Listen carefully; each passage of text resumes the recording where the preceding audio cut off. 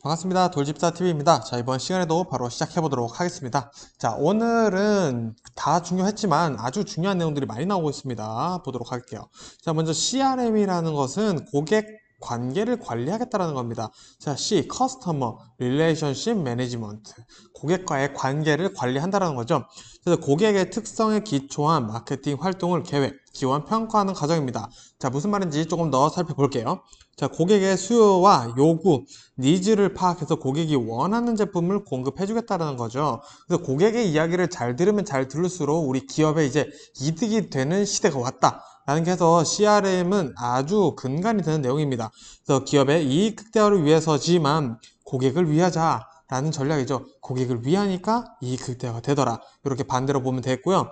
자, 고객 정보를 이용을 해서 고객 행동, 구매 패턴 이런 것들을 이해를 하는 거고요. 고객들이 원하는 혜택 파악해서 쿠폰이나 샘플 이런 것들을 이제 제공을 해주는 겁니다. 이런 것들을 통해서 고객과의 관계 구축을 만드는 것이 목표다 보시면 되겠고요. 자, 이 CRM은 활용 분야는 그냥 모든 곳이라고 보시면 됩니다. 그래서 물건을 판매하는 거나 마케팅, 그리고 고객의 서비스를 만들어낼 때도 이 CRM이 기본적으로 깔려 있어야 된다라는 겁니다. 그래서 이 고객의 가치를 평가하는 척도들이 있는데요. 이 지갑 점유율, 고객의 소득을 얼마나 내가 가져올 수 있는지, 그리고 고객 활동 척도, 고객들이 활동하는 범위나 또는 소비 패턴이 어떻게 되는지 이런 것들, 그리고 RFM 분석. RFM 분석은 뭐냐면은 자, 물건을 얼마나 자주 사고 얼마나 또 많은 양을 구매를 하는지, 얼마만큼의 소비 활동을 우리에게 해주는지 이런 것들을 분석하는 건데, 뒤에 가서 좀 더 설명드릴 거고요. 고객 생애 가치 이것도 뒤에 가서 설명드릴 건데, 이런 것들에 이제 CRM이 기본적으로 바탕이 되어 있다라고 보시면 되겠습니다. 자, 이 CRM은 이제 이해한 상태로 시작하도록 하겠습니다. 자, CLV라는 게 바로 고객 생애 가치예요. 자, 뭐냐? 한 고객이 특정 기업 어떤 기업에 기여한 수익을 환산한 금액이에요. 자, 이런 게 VIP 시스템으로 우리가 도입되고 있습니다. 자, A라는 고객이 야, 우리 기업에 통계를 내보니까 1억을 썼어. VIP 혜택을 줘서 우리 앞으로도 우리 회사에 계속 물건을 사게 만들자라는 거죠. 자, 그러다 보니까 백화점보다는 인터넷 쇼핑몰 고객 평가 용이해요. 왜? 인터넷으로 하면은 구매 기록이 남잖아요. 자, 근데 백화점 이런 데서 보면 물건을 사게 되면은 구매 기록을 남기기가 쉽지가 않습니다. 뭐 카드 기록은 남을 수 있겠으나 이 고객이 우리한테 물건을 얼마나 자주 샀는지 하려면 고객 등록도 시켜야 되고 관리도 해야 되고 하다 보니까 쉽지가 않다는 거죠. 그래서 온라인에서 조금 더 사용이 많이 되고 있다 보시면 되겠고요. 고객과 기업 간의 정량적인 관계, 얼마만큼 썼는지 금액적으로 수치화가 가능해진다라는 겁니다. 그래서 이거는 고객 점유율보다는 고객 유치 비용을 줄이고 고객 유지 비용을 유지하려는 전략이다라는 거죠. 신규 고객을 내가 유입을 하겠다 해서 이런 홍보 비용을 쓰는 것보다 지금 우리 회사를 이용하고 있는 고객들에게 조금 더 서비스를 제공을 해서 이 고객들을 우리가 확실히 유지를 하자라는 개념이 들어가 있다라고 보시면 되겠습니다. 자, 그래서 공식을 보면요. 고객 1인당 평균 매출을 고객 1인당 평균 비용을 빼줍니다. 그 값을 고객 유지 비율에서 할인율을 더한 다음에 이를 또 빼줘요. 그런 다음에 마지막에 고객 획득 비용 유치를 하기 위해서 우리가 썼던 마케팅 비용들 이런 것들이 있겠죠. 그렇게 하면은 고객 생애 가치가 나온다 라는 공식이 있는데 요거는 그냥 외워주시면 되겠습니다. 어떤 것들이 사용되고 있는지 머릿속에 간단히 담아주시면 되겠습니다. 자, 그리고 RFM 분석 말씀드렸어요. 자, 고객이 미래 구매 행위를 예측하는 데 있어 가장 중요한 것이 과거의 구매 내용이다 라고 가정하는 시장 분석 기법입니다. 자, 무슨 말이냐?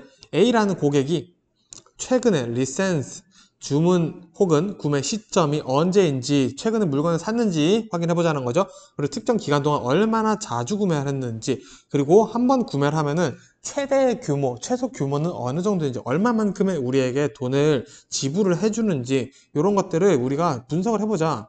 RFM이다 라고 얘기를 하는 겁니다. 자, 이것도 CRM의 기본 근간이 된다라는 것으로 이해를 해보시면 되겠고요. 그래서 이 각 고객에 대한 RFM을 계산한 후에 이를 바탕으로 고객군을 정의를 합니다. A부터 쭉 Z까지 등급을 나눠서 A는 VIP다. 이렇게 나눠볼 수 있다는 거죠. 그래서 각 고객군의 응답 확률과 메일 발송 이런 것들을 해가지고 이익을 주는 고객군에게만 메일을 발송해서 특별 VIP 관리 혹은 그냥 관리를 하겠다라는 개념으로 보시면 되겠습니다. 자, 그리고 VMD를 볼 건데요. 이제 여기서부터는 이제 어떻게 보면 상품 진열 얘기가 나오고 됩니다. 자, VMD, 비주얼 머천다이징. 머천다이징이랑 물건을 파는 일련의 모든 과정들을 얘기를 한다라고 말씀드렸었죠. 자, 그럼 이 물건을 팔기 위해서 어떻게 진열할 것인가가 또 중요해집니다. 자, 그래서 먼저 나오는 게 VP입니다. 비주얼 프레젠테이션. 자, 이 비주얼들을 표현한다라는 거죠. 계절이나 특성에 맞게 상품의 계절성, 특성 이런 것들을 고려해서 이제 쇼윈도나 매장 입구에 상품을 진열하는 거예요. 그래서 일단은 보여줘서 들어오게 하자. 우리 모던하우스 같은 데 보면은 주기적으로 입구가 바뀌어요. 뭐 크리스마스 시즌이다. 혹은 뭐 농번기다. 한 추수철. 그러면은 막 감 같은 모형들이 진열되어 있죠. 이런 것들이 VP구나 라고 이해하시면 되고요. PP는 포인트 오브 프레젠테이션입니다. 자, 고객이 닿는 포인트마다 물건을 진열하는 거예요. 그래서 즉 주력 상품 바로 이겁니다라는 거예요.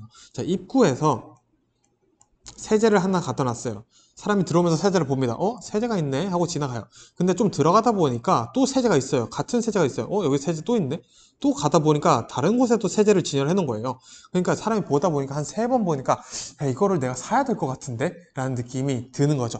이런 것들을 유도하는 것이 바로 PP, 포인트 오브 프레젠테이션이다 보시면 되겠고요. 자, IP, 아이템 프레젠테이션입니다. 자, 이건 핵심은 뭐냐면은 이쁘다. 한번 만져봐도 돼요? 라는 전략이죠. 그래서 우리 캠핑 장비들 막 이렇게 이쁘게 진열해 놓은 거예요. 여러분들 이런 것들 사시면은 이렇게 즐길 수 있어요 라는 거를 간접적으로 느끼게 해주는 거죠. 와서 한번 앉아보세요. 한번 마사지 체험해보세요. 이런 것들. 이 IP, 아이템 프레젠테이션이다. 말 그대로 아이템을 자체를 표현하는 머천다이징 전략이다 라고 이해를 해서 보시면 되겠습니다. 그래서 VP, PP, IP 이 차이점만 알아두시면은 요 비주얼 머천다이징에 대한 문제는 충분히 푸실 수가 있습니다. 자, 그러면 이제 우리가 어떤 이제 물품을 파는 전략, 이 시장의 성장 과정, 아니면은 뭐 쇠퇴 과정, 이런 것들을 다루는 내용들을 한번 보도록 하겠습니다. 자, 먼저 소매 수명 주기 이론이라고 등장합니다. 상당히 중요해요. 자, 이 소매 수명 주기 이론은 도입기, 성장기, 성숙기, 쇠퇴기로 나눕니다. 그래서 우리는 도성숙퇴라고 외울 거예요. 자, 소매 수명 주기 이론은 도성숙퇴로 진행이 되는데, 자, 이 시기마다 어떤 특징들이 있는지 알아두셔야겠죠. 먼저 정리를 해보면 도입기에 높은 성장률을 보이다가 성숙기부터 경쟁이 시작됩니다. 그러면서 시장 점유율과 이익이 감소가 되겠죠. 경쟁을 하면은 아무래도. 그러면서 쇠퇴기로 나아간다라는 이론입니다. 자, 한번 구체적으로 볼게요. 자, 먼저 도입기. 소매 개념을 정리 및 정착시키는 전략입니다. 그래서 판매 증가율은 매우 높아요. 신제품이 등장을 했으니까 높겠죠? 대신 이익은 낮습니다. 시장 점유율을 높이려고 하면은 항상 이익이 줄게 돼 있어요. 왜? 가격을 좀 더 낮게 제공을 해줘야지 고객들이 많이 관심을 가지기 때문이죠. 그래서 이게 도입기에 이루어진다 보시면 되겠고, 자, 성장기는 이제 말 그대로 성장을 할 거예요. 시장을 확장하고요. 수익 확보. 그동안은 이제 우리가 시장 점유율을 위해서 가격을 낮게 했어요. 마진을 낮게 한 거죠. 그래서 이제 수익 확보를 위한 침투 전략과 판매 증가율, 이익 수준을 높이기 위해서 치중을 하는 단계입니다. 그래서 마찬가지 판매 증가율은 높고요. 여기서부터 이익이 높아지기 시작합니다. 자, 성숙기가 됐어요. 이제 특정 세분 시장에 대한 선별적 투자가 시작이 됩니다. 자, 우리가 도입기, 성장기를 거치면서 어떤 특정 물건이 잘 팔린다라는 데이터가 쌓였어요. 이제 시계열로 데이터가 쌓여겠죠.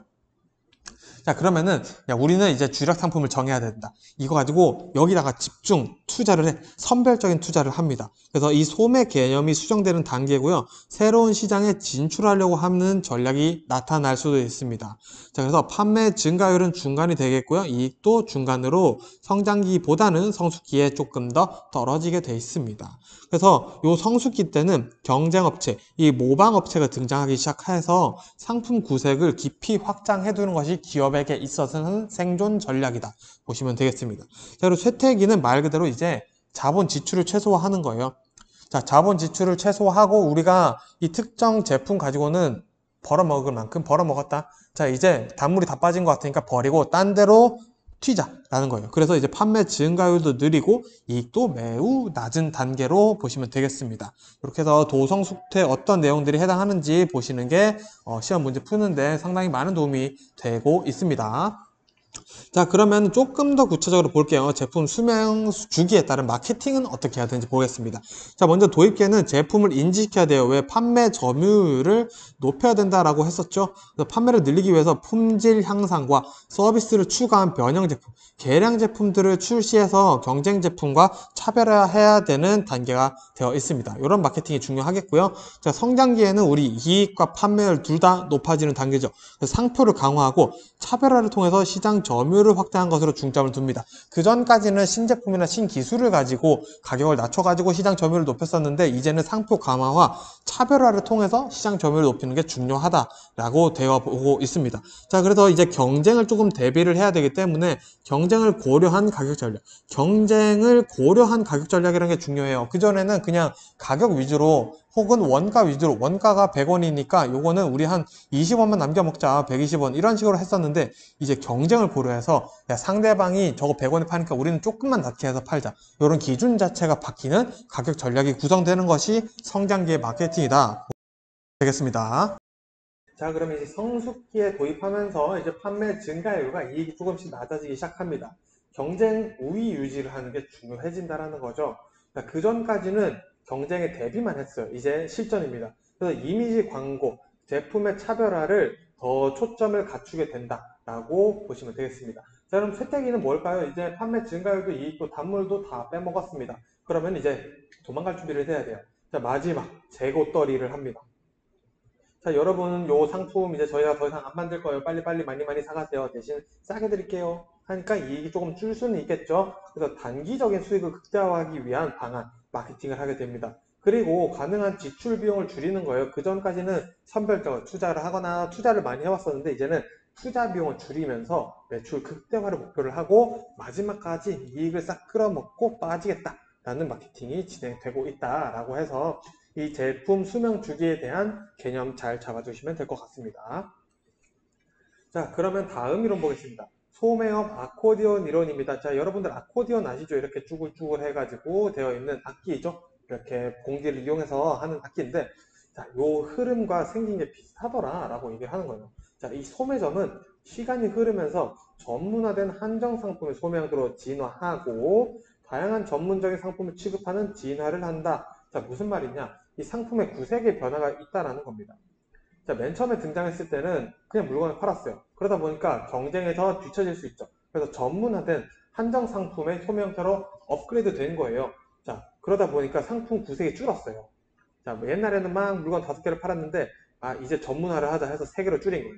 자, 근데 이 3개를 하다 보니까 노하우도 생기고, 막 돈도 좀 생겼어요. 그러니까 이제, 야, 우리 다시 5개로 늘리자. 전문적인 상품 5개로 늘리자. 요 순서를 계속 왔다 갔다 아코디언처럼 줄었다, 늘었다, 줄었다, 늘었다 반복을 한다라는 겁니다. 그래서 확대 수축, 확대 순서를 겪으면서 소매점이 발전을 한다라는 게 소매업 아코디언 이론입니다. 그래서 제품 구색이 넓은 종합점에서 제품 구색이 좁은 전문점으로 했다가 다시 전문성이 조금 더 업그레이드 되어 있는 종합적으로 되풀이하는 것으로 아코디언처럼 제품 구색이 늘었다, 줄었다 하는 과정을 되풀이한다라는 이론이 바로 소매업 아코디언 이론이다 라고 이해를 하시면 되겠습니다. 자, 그리고 소매업 수레바퀴 가설이 있어요. 수레바퀴, 바퀴를 떠올려 보시면 되는데요. 자, 바퀴는 한쪽으로만 굴러가죠. 자, 반대쪽으로 진행하지 않습니다. 자, 그래서 진입하게 되면 소매업이 맨 처음에 저가격, 저마진으로 시작해요. EDLP 이런 것들. 우리 성숙기, 우리 도입기 떠올려 보시면 되겠죠? 도입기예요. 자, 진입하면 이제 성장을 하게 되죠. 그러면서 이제 판매 점유율과 이익을 올려야 되기 때문에 고가격, 고마진 전략을 펼치게 됩니다. 그러면서 세태기가 되면은 다시 안정적인 것, 그리고 투자를 줄이고 단기적인 이익을 높이려고 하는 전략을 펼친다라고 말씀드렸었죠. 자, 그래 요게 계속 반복되는 거예요. 빙글빙글. 그래서 도입기부터 쇠퇴기까지.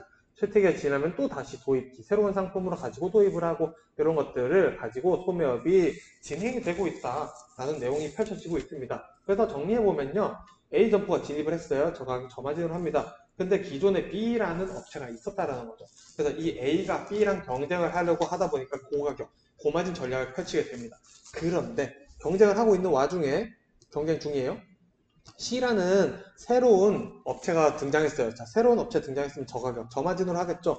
또 그러면은 이 C라는 업체도 A와 B와 경쟁을 하려고 하다 보니까 또 고가격, 고마진 전략을 펼치게 돼요. 그런데 또 새로운 점프 D가, F가 막 등장을 합니다. 요게 계속 끊임없이 굴러간다. 반복되더라. 이러면서 소매업의 상권이 넓어지고 입지 요인이 생겨나고 업그레이드가 되더라. 라는 가설이 소매업 술의 바퀴 가설이다. 라고 이해를 하시면 될 것 같습니다. 그래서 끝으로 일단 오늘 나온 내용들 같은 경우는 시험에 출제될 확률이 아주 높은 친구들이니까 꼭 이해 잘 해두셨다가 문제 푸는 연습 같이 계속 반복해서 해보셨으면 좋겠습니다. 그래서 이번 영상은 여기서 마무리하고 다음 영상으로 또 인사드리겠습니다. 고생 많으셨습니다.